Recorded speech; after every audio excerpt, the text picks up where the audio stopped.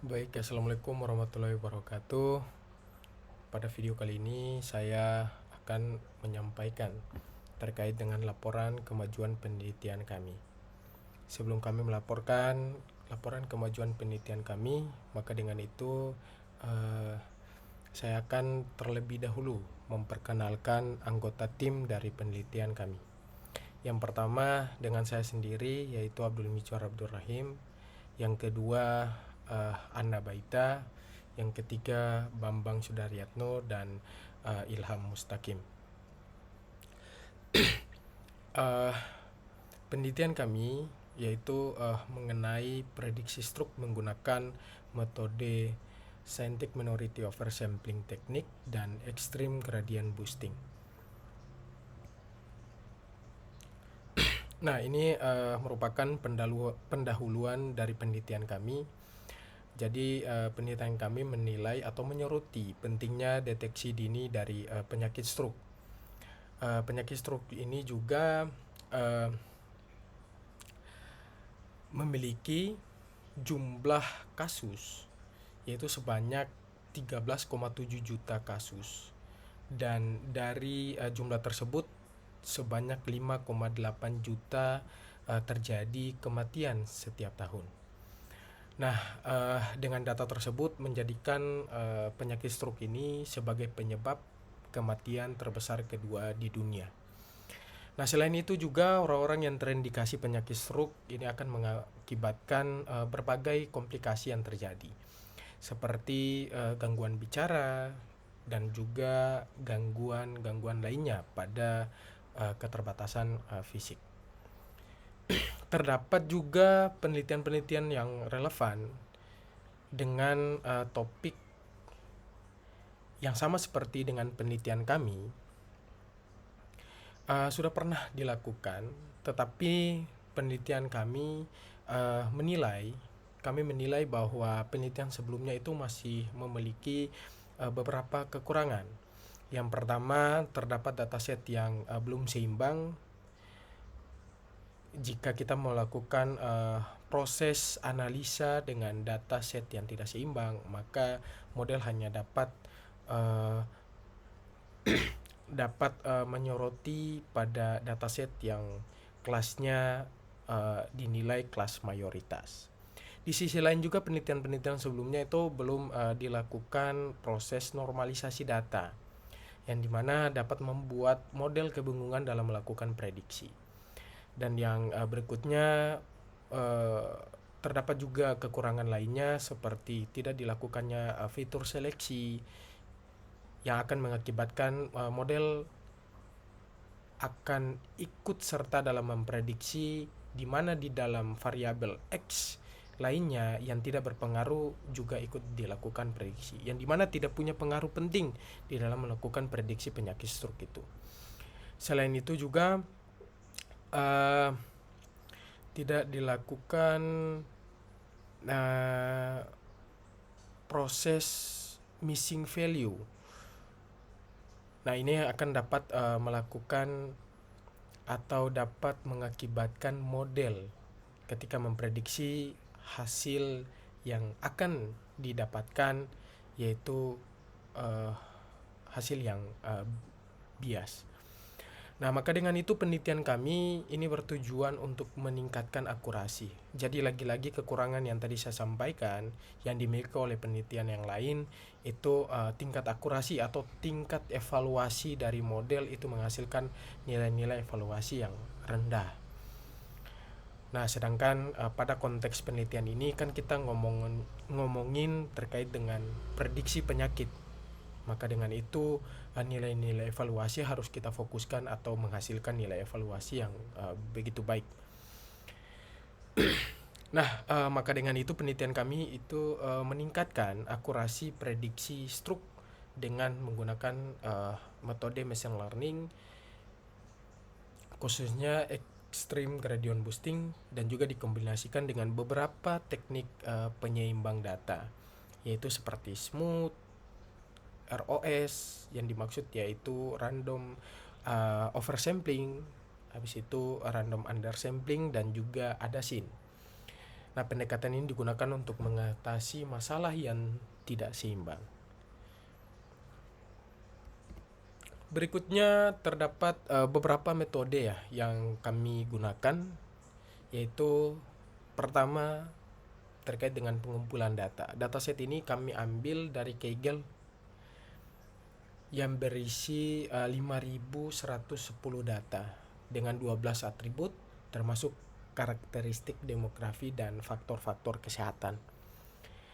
Nah, yang kedua yaitu kita masuk pada pre-processing data. Ada beberapa teknik yang dilakukan pada proses ini. Yang pertama yaitu penanganan missing value, dan yang kedua yaitu label encoding, dan yang terakhir adalah normalisasi data. Setelah pre-processing itu dilakukan, maka dilanjutkan pada proses balancing data. Proses balancing data ini kami lakukan yaitu menggunakan 4 metode yang sebelumnya kami sampaikan, mulai dari smooth hingga ke adasing.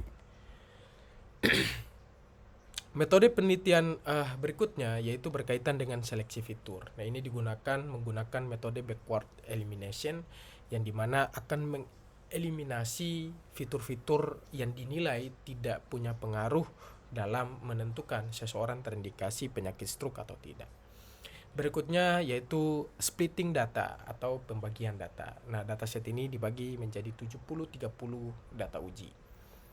Dan berikutnya penerapan extreme gradient boosting, yang dimana proses ini adalah membangun model dan juga melakukan pengaturan terhadap parameter dari metode yang kita gunakan.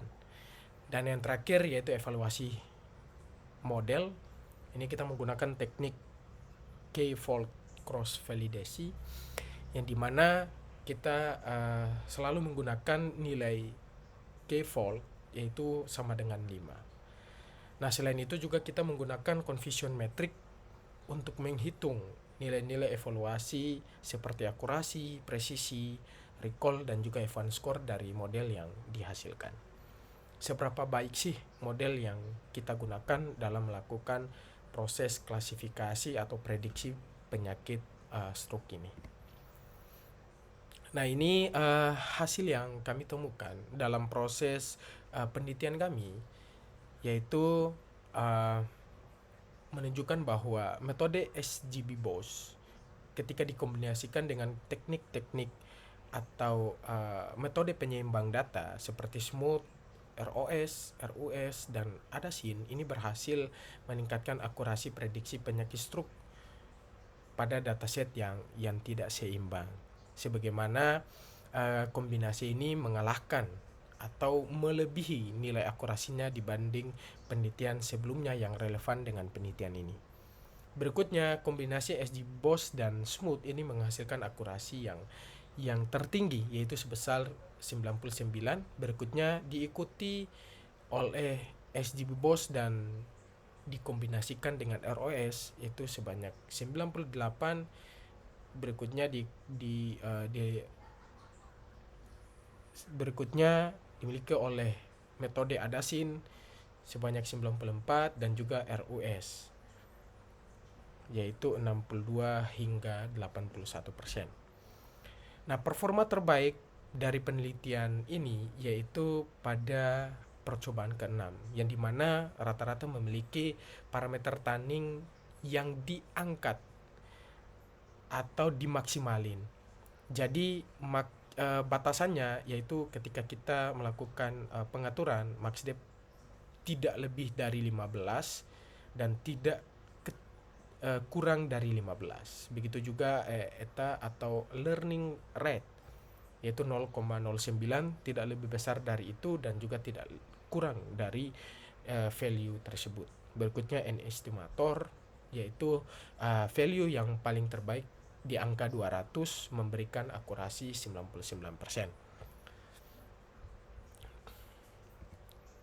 Nah, ini merupakan ringkasan ya dari kombinasi metode machine learning dengan kombinasi metode balancing metode. Di sini bisa dilihat bahwa nilai terbaik atau nilai evaluasi terbaik dari metode SGB-BOS dan juga ROS itu menghasilkan akurasi 81%, begitu juga presisi, recall, dan juga advance score. Nah, hasil terbaik pada SGB-BOS dan ROS itu di angka 98 akurasi, presisi 97%, recall 96, dan advance score 96%.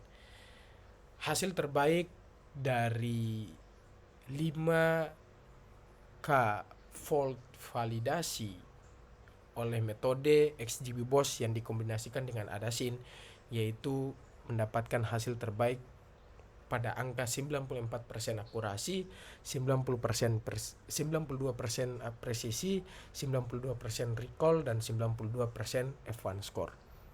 Dan hasil terbaik dari semua pengujian yaitu pada kombinasi antara SGB-BOS dan juga smooth, yaitu di angka 99% akurasi, 98% presisi, 97% recall, dan juga 98% advance score. Nah, ini hasil dari confusion matrix dari kombinasi metode machine learning dengan metode balancing. Ini kita ambil pada hasil yang terbaik saja. Jadi hasil terbaik ini menunjukkan antara kombinasi SGB-BOS dan juga metode smooth menghasilkan performa terbaik 99% tadi. Dari 1307 data yang diuji menghasilkan 645 data yang diklasifikasikan dengan benar sebagai tidak berisiko stroke, sementara hanya 22 data yang salah pada saat melakukan prediksi sebagai berisiko. Sebanyak 693 data diklasifikasikan dengan benar sebagai orang-orang yang berisiko terindikasi stroke, dengan hanya satu data yang salah dilakukan proses prediksi. Berikutnya, kombinasi metode ROS dan ADASYN juga menunjukkan performa yang baik.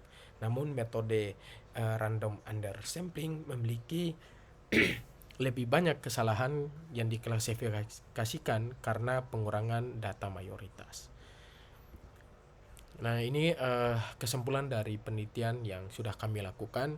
Jadi penelitian ini menekankan bahwa pentingnya proses pre-processing data dalam meningkatkan akurasi prediksi stroke dengan menggunakan algoritma XGB-BOS.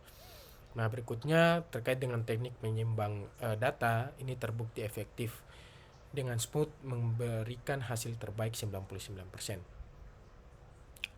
Lalu berikutnya SGB-BOS ketika dikombinasikan dengan teknik penyeimbang data dan juga proses pre-processing data, maka ini juga menghasilkan hasil yang baik. Nah, teknik pre-processing data yang dikombinasikan ini bisa seperti teknik seleksi fitur, normalisasi, ini mampu mengatasi apa saja pola-pola yang sebelumnya belum dikenali oleh model machine learning. Ini bisa mampu memudahkan model machine learning untuk mengetahui pola yang pas dalam melakukan proses prediksi begitu.